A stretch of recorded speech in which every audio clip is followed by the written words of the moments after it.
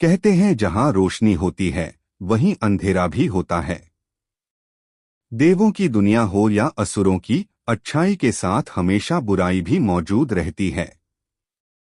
और आज मैं आपको एक ऐसे ही प्राचीन खौफनाक असुर की कहानी सुनाने जा रहा हूं जिसे लोग मुंजा कहते हैं।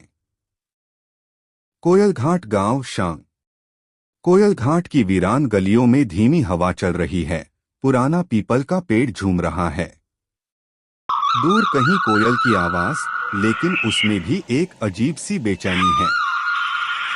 हवा की सिसकारी, कोयल की चीखनुमा आवाज।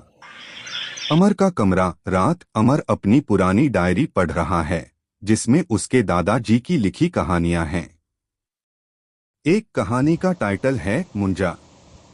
अमर पढ़ते हुए बड़बड़ाता है, मुंजा जो मरा नहीं बस इंतजार में है बदला लेने के।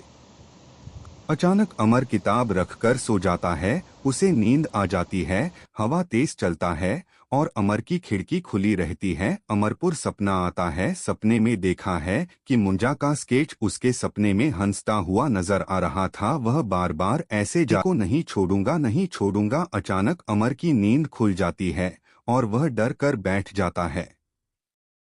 गांव की पगडंडी। अगली सुबह अमर और रवि गांव के जंगल की ओर जा रहे हैं जहां हाल ही में कुछ गायबियां हुई हैं। दोनों के पास टॉर्च, कैमरा और वह डायरी है। रवि, तू पागल है क्या? इस मुंजा की कहानियां सिर्फ डराने के लिए होती हैं। अमर, मेरे दादा झूठ नहीं बोलते थे। रवि, कुछ तो है यहाँ। जैसे ही दोनों जंगल में बढ़ते हैं, कैमरा झाड़ियों में किसी की हलचल पकड़ता है। सूखे पत्तों पर किसी के चलने की आवाज। पुराना मंदिर शांग। दोनों एक खंडहर मंदिर में पहुंचते हैं। दीवारों पर विचित्र चिन्ह और रक्त के धब्बे। वहां अचानक धुआं उठता है और एक साधु की आकृति प्रकट होती है, त्रिकाल। त्रिकाल गंभीर आवाज में, तुम दोनों ने वो दरवाजा खोल दिया है जो कभी खुलना नहीं चाहिए था। मुंजा अब जाग चुका है। अमर चकित होकर, आप कौन हैं? और मुंजा क्या है? त्रिकाल मुंजा सिर्फ एक आत्मा नहीं, वह श्राप है जो पूरे कोयलघाट को निगल सकता है। त्रिकाल उन्हें अपने साथ एक गुप्त कक्ष में ले जाता है जहां मुंजा की उत्पत्ति की कहानी बताता है। 50 साल पहले एक निर्दोष बालक को गांव वालों ने बलि में चढ़ाया था, उसके अपवित्र जन्म के डर से। उसी की आत्मा मुंजा बनी जो अब हर अमावस्या को एक बलि मांगता है। त्रिकाल तब तक लौटता रहेगा जब तक उसे न्याय नहीं मिलेगा या जब तक कोई उसकी जगह नहीं लेता। तांत्रिक त्रिकाल की गुफा। रात त्रिकाल अमर और रवि को एक रहस्य बताता है। मुंजा को खत्म नहीं किया जा सकता, उसे मुक्ति दी जा सकती है।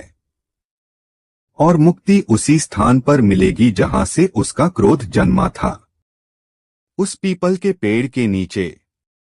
कोयलघाट की वीरान हवेली के पीछे पीपल का पेड़। अर्धरात्रि। रात के सन्नाटे में अमर, रवि और त्रिकाल उस प्राचीन पीपल के पेड़ के नीचे पहुंचते हैं। त्रिकाल मंत्रों का जाप शुरू करता है। हवाएं तेज हो जाती हैं। मुंजा की परछाई धीरे धीरे प्रकट होती है।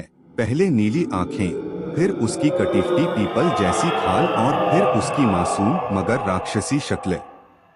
रवि पर हमला होता है, उसे हवा में उठा लिया जाता है।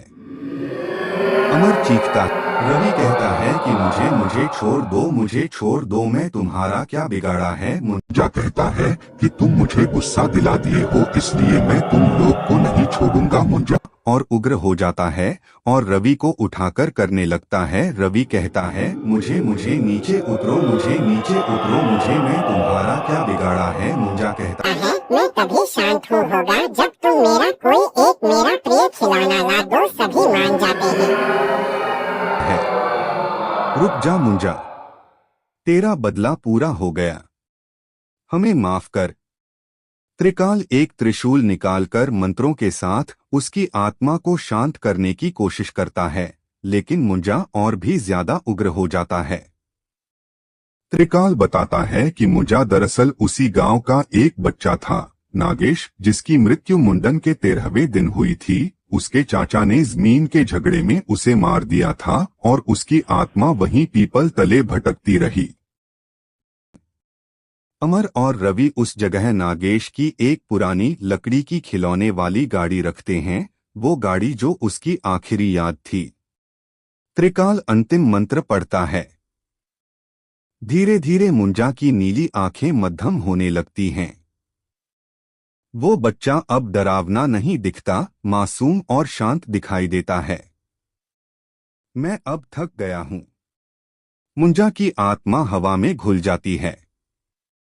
अगली त्रिकाल कहता है, अब आप लोग को डरने की जरूरत नहीं, मुंजा को मुक्ति मिल चुका है, अब कोयलपुर गांव वालों को भी डरने की जरूरत नहीं है। सुबह सूरज की पहली किरण के साथ सब कुछ शांत है। कोयल की आवाज गूंजती है। त्रिकाल गुफा की ओर लौट जाते हैं। अमर और रवि भावुक होकर पीछे देखते हैं। अमर कैमरे की ओर देखता है। कुछ कहानियां सिर्फ डराने के लिए नहीं होती, कुछ कहानियां चेतावनी होती हैं।